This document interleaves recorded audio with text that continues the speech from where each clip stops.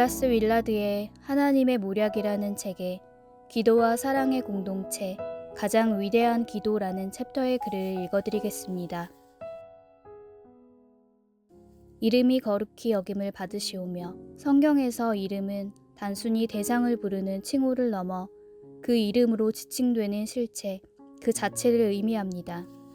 유대인들이 하나님의 실제 발음을 잃어버릴 정도로 그 이름을 경외했던 것처럼 하나님의 이름을 거룩히 여긴다는 것은 그분의 이름에 인간 세계의 절대적인 위치를 부여하고 유일무이한 존재로 존중하며 사랑한다는 뜻입니다.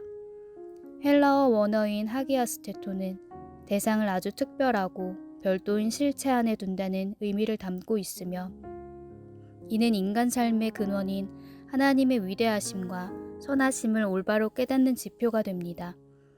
따라서 이 이름을 귀하게 여기지 않는 한 인간의 삶과 역사는 방향을 잃고 표류할 수밖에 없기에 이 요청은 인간 세계의 가장 깊은 필요에 근거하고 있습니다.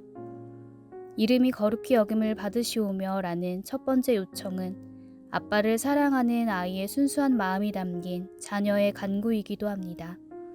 어린아이가 자기 부모를 세상에서 최고로 여기며 부모의 명예가 손상될 때 실존적인 상처를 입는 것처럼 우리 역시 아버지이신 하나님의 이름이 온당한 대우를 받지 못하는 현실을 슬퍼하며 그분의 영광을 갈망해야 합니다.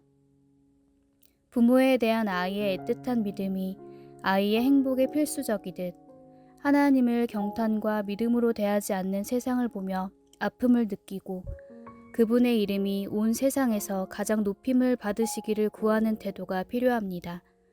결국 이 기도는 우주적인 통치자에 대한 경배인 동시에 가장 사랑하는 아버지가 최고로 인정받기를 바라는 자녀의 진실한 사랑의 고백입니다. 오늘 우리가 함께 나눌 말씀은 디도서 1장 1절부터 9절까지입니다. 하나님의 종이요 예수 그리스도의 사도인 나 바울이 사도된 것은 하나님이 택하신 자들의 믿음과 경건함에 속한 진리의 지식과 영생의 소망을 위함이라. 이 영생은 거짓이 없으신 하나님이 영원 전부터 약속하신 것인데 자기 때에 자기의 말씀을 전도로 나타내셨으니 이 전도는 우리 구주 하나님이 명하신 대로 내게 맡기신 것이라. 같은 믿음을 따라 나의 참 아들 된 디도에게 편지하노니 하나님 아버지와 그리스도 예수 우리 구주로부터 은혜와 평강이 내게 있을지어다. 내가 너를 그레데에 남겨둔 이유는 남은 일을 정리하고 내가 명한 대로 각 성의 장로들을 세우게 하려 함이니 책망할 것이 없고 한 아내의 남편이며 방탕하다는 비난을 받거나 불순종하는 일이 없는 믿는 자녀를 둔 자라야 할지라. 감독은 하나님의 청지기로서 책망할 것이 없고 즉 고집대로 하지 아니하며 급히 분내지 아니하며 술을 즐기지 아니하며 구타하지 아니하며 더러운 이득을 탐하지 아니하며 오직 나그네를 대접하며 선행을 좋아하며 신중하며 의로우며 거룩하며 절제하며 미쁜 말씀의 가르침을 그대로 지켜야 하리니 이는 능히 바른 교훈으로 권면하고 거슬러 말하는 자들을 책망하게 하려 함이라. 아멘.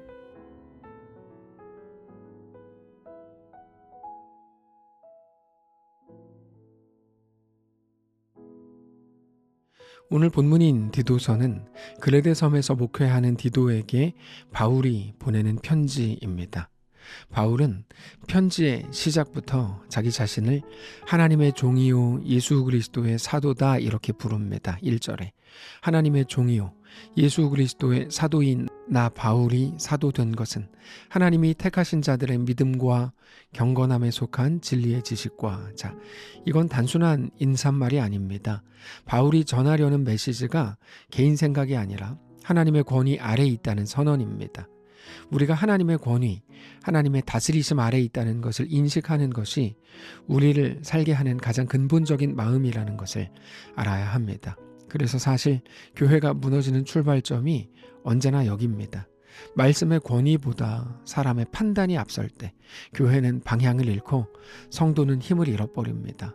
우리가 옳은 말들을 쏟아낼 때 교회를 죽게 하고 옆에 있는 성도들도 그래서 죽게 하는 겁니다. 우리는 언제나 말씀으로 이끄시는 하나님 앞에 엎드려야 합니다. 더 신선해야 되는 것도 아니고 더 설득력이 있어야 되는 것도 아닙니다. 그저 우리가 하나님 앞에 더 엎드리고 굴복해야 될 뿐입니다. 그게 교회이고 교회의 본질입니다. 결국에 오늘 바울은 오늘 본문을 통해서 교회의 본질에 대해서 말하려고 하는 건데, 자신의 사도직의 목적, 다시 말해서 교회가 해야 될 일이라고도 할 수 있겠는데, 그것에 대해서 세 가지를 말합니다.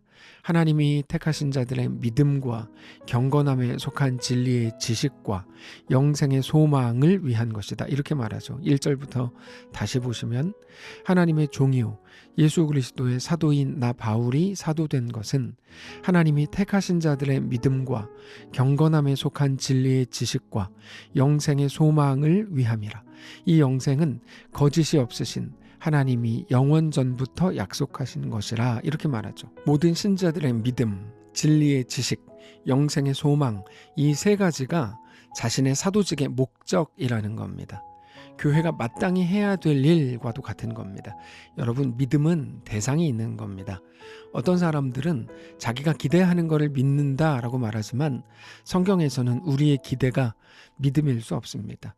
우리가 믿는 분은 어떻게 될 거야가 아닙니다. 오직 하나님입니다. 우리가 믿는 하나님이 우리의 유일한 믿음의 대상입니다. 하나님이 믿음의 대상이라는 말은 하나님이 우리에 대해서 가장 완전하시다는 것을 믿는다는 말입니다. 내 앞에 일어나는 상황에 따른 기대나 절망이 아니라 나의 아버지 되시고 주인이시고 나의 왕이신 우리 하나님을 믿는 겁니다. 우리는 상황을 가지고 하나님을 평가할 수 없습니다. 상황이 하나님보다 크거나 절대적이지 않기 때문입니다. 우리 하나님의 사랑, 붙드심, 우리에게 대한 완전한 작정은 우리의 어떤 상황보다 더 크십니다. 그게 하나님을 믿는 겁니다. 그래서 어떤 상황 속에서도 흔들림 없이 하나님을 바라보는 겁니다. 그게 우리가 가진 진리의 지식입니다.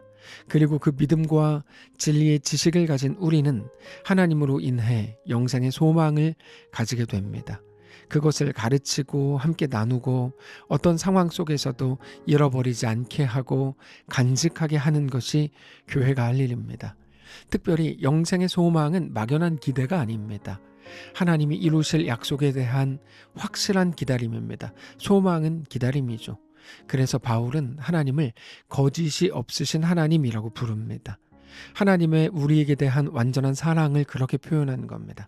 이것이 우리에게 영원한 생명을 약속하신 하나님의 약속의 불변성과 확실성을 드러내고 있는 겁니다.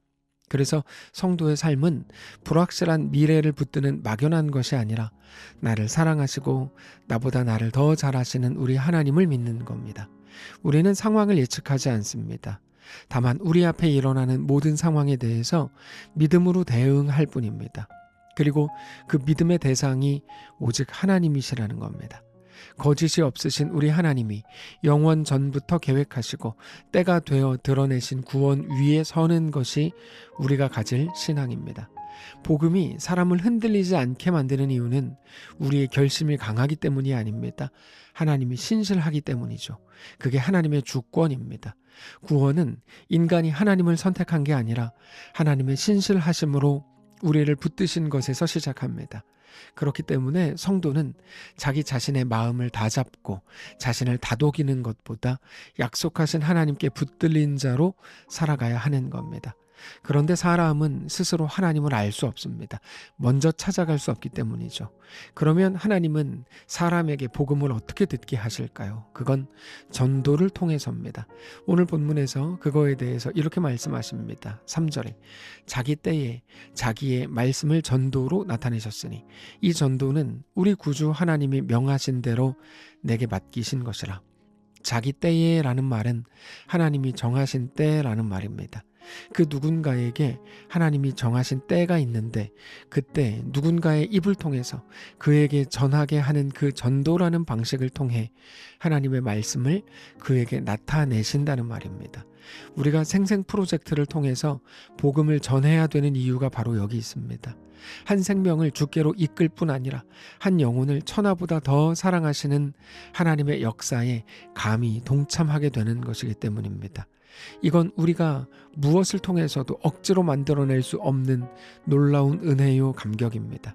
우리는 누군가에게 복음을 전하는 것이 매우 부담스러운 것이라고만 생각하지만 단지 불편하고 부담스러운 것을 넘어 우리를 가장 존귀하게 만들고 가장 복되게 하는 하나님의 놀라운 초대라는 것을 알아야 합니다. 우리의 전도 대상자를 초대하신다는 말이 아니라 복음을 전하려고 하는 우리를 하나님 나라의 역사에 초대하신다는 겁니다. 그래서 3절 뒷부분에 이 전도는 우리 구주 하나님이 명하신 대로 내게 맡기신 것이라 라고 고백하고 있는 겁니다. 단지 바울의 사명이라는 말이 아니라 우리 모두의 사명인 겁니다. 그래서 곧바로 장로의 자격으로 넘어가는데 바울은 교회를 새롭게 하려면 먼저 구조를 바꾸라라고 하지 않고 사람을 세우라라고 합니다. 더 정확하게 말하면 복음에 사로잡힌 사람을 세우는 것이 교회를 가장 건강하게 하는 일이기 때문입니다. 그래서 디도서에서 장로가 단순히 행정을 맡는 사람이 아닙니다. 하나님의 집을 돌보는 청지기입니다. 그렇기 때문에 가장 먼저 요구되는 건 그 사람의 어떤 능력이 아니라 책망할 것이 없는 것입니다. 이건 완벽해야 된다는 말이 아닙니다. 그의 삶이 복음과 모순되지 않아야 된다는 말입니다. 복음과 모순되지 않는다는 말은 단지 경건의 모양을 갖추었다는 의미가 아니라 덕을 말하는 겁니다. 그게 복음이 삶에서 자연스럽게 드러나는 겁니다. 그것을 바울은 이렇게 설명합니다. 5절부터 9절까지인데 내가 너를 그레데에 남겨둔 이유는 남은 일을 정리하고 내가 명한 대로 각 성의 장로들을 세우게 하려 함이니 책망할 것이 없고 한 아내의 남편이며 방탕하다는 비난을 받거나 불순종하는 일이 없는 믿는 자녀를 둔 자라야 할지라. 감독은 하나님의 청지기로서 책망할 것이 없고 제 고집대로 하지 아니하며 급히 분내지 아니하며 술을 즐기지 아니하며 구타하지 아니하며 더러운 이득을 탐하지 아니하며 오직 나그네를 대접하며 선행을 좋아하며 신중하며 의로우며 거룩하며 절제하며 미쁜 말씀의 가르침을 그대로 지켜야 하리니 이는 능히 바른 교훈으로 권면하고 거슬러 말하는 자들을 책망하게 하려 함이라. 바울은 가정과 인격을 함께 봅니다. 한 아내의 남편이어야 하고 자녀를 믿음 안에서 다스릴 수 있어야 하고 자기 고집대로 하지 않아야 하고 급히 분노하지 않아야 하고 술을 즐기지 않아야 하고 폭력적이지 않아야 하고 더러운 이익을 탐하지 않아야 된다고 설명합니다. 모든 것이 말 그대로입니다. 이런 것들은 우리도 사람을 세울 때 아주 중요하게 여기는 모습들입니다. 이것이 복음이 우리 속에서 자연스럽게 스며드는 모습이기 때문입니다. 그러면서 동시에 나그네를 대접할 줄 알아야 하고 선행을 좋아하고 신중하고 의롭고 거룩하고 절제할 줄 알고 하나님의 신실한 말씀 앞에 엎드리고 굴복하고 순종하고 충성할 줄 아는 사람이어야 된다고 말씀하십니다. 그러고 보면 사람의 능력은 자주 그 사람을 교만하게 하고 다른 사람을 내려보게 할 때가 많습니다. 그러나 하나님이 쓰시는 사람은 그래서 그 반대입니다. 능력을 보지 않고 성품을 보시고 충성을 보시고 순종을 보십니다. 자신을 내어줄 수 있어야 합니다. 자신을 내어준다는 건 자기보다 남을 하나님의 이끄심을 더 소중하게 여긴다고 하는 매우 중요한 의미가 있습니다. 이 한 가지 한 가지에 대해서 오늘 우리가 각자의 삶에서 깊이 시간을 내어 묵상하실 수 있기를 원합니다. 오늘 시간을 내어 주 앞에 잠시 묵상하는 시간을 꼭 가지시기를 바랍니다. 다만 오늘 이 본문을 통해서 우리는 교회의 본질에 대해 더 깊이 생각해야 합니다. 교회는 무엇으로 세워질까요? 사람의 능력이나 인기로 세워지지 않습니다. 어떤 신선한 문화나 유능한 사람들로 건강해지지 않습니다.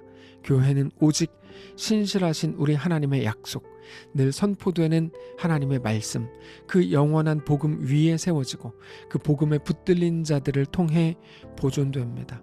그게 교회의 건강함입니다. 그래서 어제까지 나누었던 갈라디아서를 통해서 다른 복음은 없다라는 것을 우리가 깊이 생각했다면, 이제 나누게 될 디도서는 복음에 합당한 사람에 대해 나누게 될 겁니다. 사랑하는 성도 여러분, 우리 모두가 복음에 합당한 자들로 세워지기를 원합니다.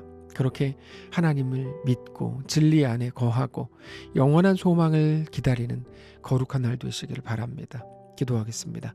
살아계신 하나님, 우리 아버지 감사합니다. 우리가 있는 모든 자리에서 하나님을 깊이 묵상하고 주 앞에 굴복하기로 결정하고 그렇게 엎드리는 우리 모두가 되기를 원합니다. 복음의 능력이 우리 속에 살아나기를 원합니다. 그렇게 복음으로 새로워지는 건강한 교회가 되기를 원합니다. 우리와 함께 하시고 우리를 다스려 주옵소서. 우리를 붙들어 주옵소서. 그렇게 우리와 함께 하실 살아계신 우리 주 예수님의 이름으로 기도합니다. 아멘. 사랑하는 성도 여러분, 하나님께서 오늘 하루를 우리에게 또 허락하셨습니다. 믿음으로 우리 주께 온전히 나아가시기를 원하고, 우리가 있는 모든 자리에서 주님을 더 사랑하고 주께 더 순복하는 거룩한 날 되시기 바랍니다.